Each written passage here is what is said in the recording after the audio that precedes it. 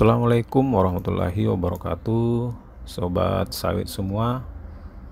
Nah, ini kita lihat pada video sepokok kelapa sawit yang telah berumur 1 tahun lebih ya, 1 tahun lebih. Nampak banyak menguningnya, tidak terurus ya, karena saya jauh dari kebun ini. Oke, nampak bunga jantan, ada tandan buah juga sudah ada. Nampak juga seludang atau bunga dompetnya. Ya, ini dia bunga jantannya. Ya, sekali ini saya coba bincang-bincang saja, berbual-bual saja tentang tanaman monokotil ini. Nah, sawit ini kita nampak ada bunga betina dan ada bunga jantan dalam setiap pokoknya. Nah, nanti bunga jantan dan bunga betina ini akan terjadi kawin silang dengan bantuan agen polinasi. Nah, agen polinasi ini bisa berupa angin, nah bisa berupa serangga.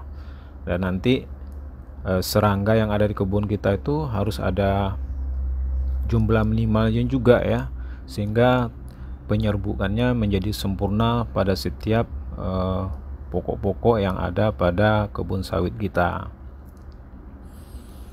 Kadang ditemukan juga di dalam satu tandan itu terdapat bunga jantan dan bunga betina. Nah, bunga seperti itu disebut oleh para ahli bunga banci ya, atau hermafrodit. Wah, seperti cacing ini ya. Cacing juga ada istilah hermafrodit. Jadi bunga jantan dan bunga betina kelapa sawit keluar dari pangkal flavanya, sobat sawit. Pasti udah tahu semua ya, namanya kita bincang-bincang saja nih. Nah, bunga mulai muncul setelah tanaman berumur 1 tahun berada di lapangan. Jadi setiap pelepah sawit ini berpotensi menghasilkan bakal bunga. Rangkaian bunga tersebut dibungkus oleh 2 lapis seludang namanya. Seludang bagian luar bertekstur kasar ya, dan berwarna coklat kusam, sedangkan seludang bagian dalamnya cirinya agak tebal dan kaku. Nah, biasanya rangkaian bunga muncul dari ketiak pelepah daun pada lingkaran keempatnya. Ya, maksudnya suatu kumpulan pelepah daun keempat yang dihitung dari lingkaran pelepah daun yang paling muda. Yang paling muda muncul muda, kita hitung keluar itu ada pelepah keempatnya. Nah, di situ akan muncul bunga seludang. Nah, bunga-bunga sawit ini sobat terbentuk setelah bunga betina diserbuki oleh serbuk sari dari bunga jantan.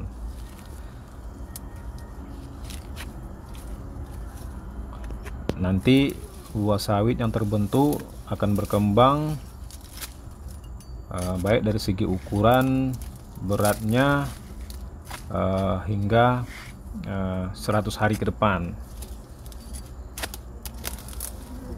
Dia nanti akan mengalami kematangan melalui proses fisiologi ya yang kompleks, dari pembentukan dan perkembangan buah hingga dia nanti bisa mengandung minyak gitu.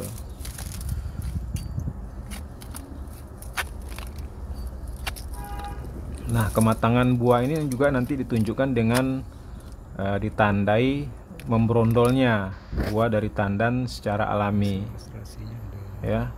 Membrondol ini apa ya?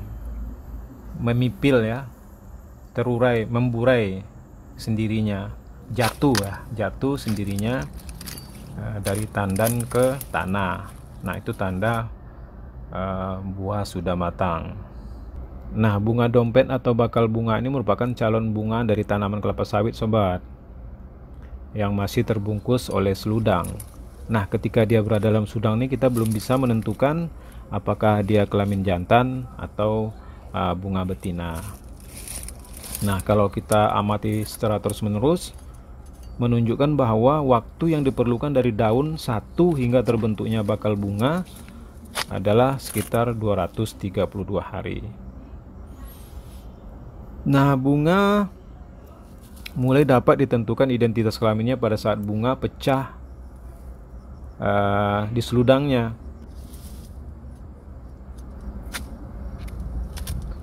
Pecah sekitar 5% pecah. Nah, kita sudah dapat mengidentifikasi bahwa apakah itu bunga jantan atau bunga betina. Nah, pada akhirnya waktu yang diperlukan nanti sobat dari sejak tandan terbentuk hingga panen itu kurang lebih 144 hari. Kalau secara keseluruhan sobat, dari munculnya daun satu hingga tandan matang panen kurang lebih 454 hari. Lama ya. Jadi dari daun muncul pertama kali itu sampai dia nanti di pelepahnya bisa berbunga atau sampai panen itu memerlukan waktu 454 hari. Nah, kebun ini memang kurang dikontrol karena kami tinggal jauh ya. Sebelumnya kita lihat ada bunga dompet atau bakal bunga. Bunga dompet ini merupakan calon bunga dari tanaman kelapa sawit yang masih terbungkus seludang bunga. Sehingga identitas kelamin dari bunga ini kalau masih terbungkus belum bisa kita ketahui. Nah, pengamatan kemunculan bunga dompet seharusnya dilakukan dengan mencatat tanggalnya. Mulai dari muncul itu kita catat pada setiap pelepah pohon itu. Nah, kemudian kita amati 10 hari sekali. Namun itu tidak bisa saya lakukan karena jauh dari kebun ini. Jadi sebaiknya pemirsa, kemunculan bunga dompet ini harus diamati ya dengan teliti sehingga kita dapat sedini mungkin nanti mengetahui kemunculannya di setiap pelepah. Penonton, penyerbukan pada tanaman kelapa sawit merupakan kunci awal produktivitas yang tinggi dalam budidaya kelapa sawit. Proses penyerbukan silang yang terjadi pada pohon kelapa sawit sangat tergantung pada agen penyerbuk seperti angin dan serangga.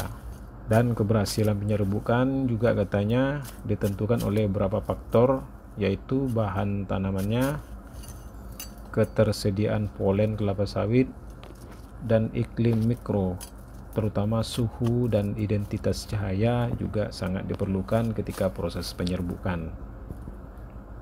Terus kesehatan tanaman juga menentukan produktivitas kelapa sawit. Kualitas dan kuantitas tandan bunga jantan dan bunga betina akan dipengaruhi oleh kondisi kecukupan unsur hara pada tanaman. Kemudian ketersediaan hara tanaman tersebut sangat ditentukan oleh kegiatan pemupukan yang mengikuti 4T ya, tepat jenis, tepat dosis, dan tepat cara, serta tepat waktu.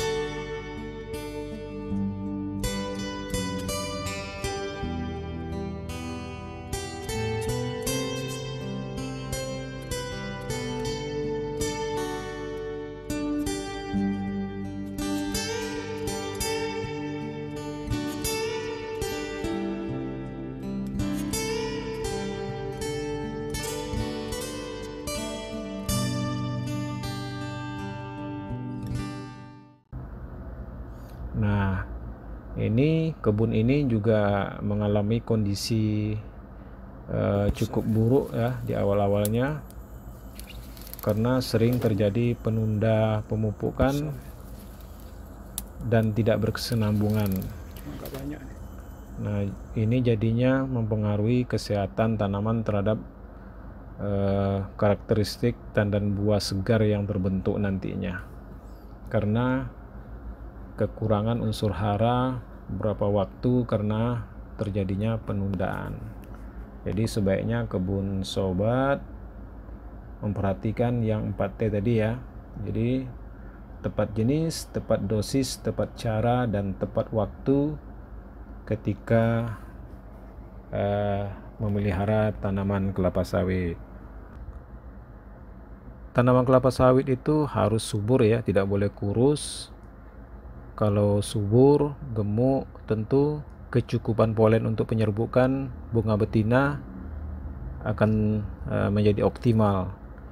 Sebaliknya, tanaman yang kurus akan memperlihatkan tanda-tanda stres ya nampaknya, yang dapat berakibat pada terjadinya aborsi bunga. Oleh karena itu, tidak hanya kuantitas dan kualitas bunga jantan yang akan menurun, namun juga nantinya produksi tandan bunga betina akan berkurang. Tentu saja akibatnya produktivitas kelapa sawit kita akan rendah. Nah, ada lagi satu di sisi lain ya, kita juga butuh populasi kumbang E. camerunicus ya. E. camerunicus sebagai serangga penyerbu utama tanaman kelapa sawit. Kalau dia sedikit, tentu penyerbukan tidak maksimal jadinya. Jadi kebutuhan serangga itu untuk per hektarnya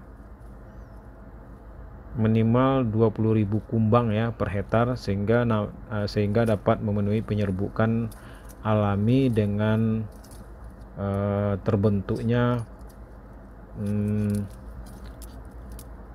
fruit set istilahnya ya, mencapai lebih dari 75%.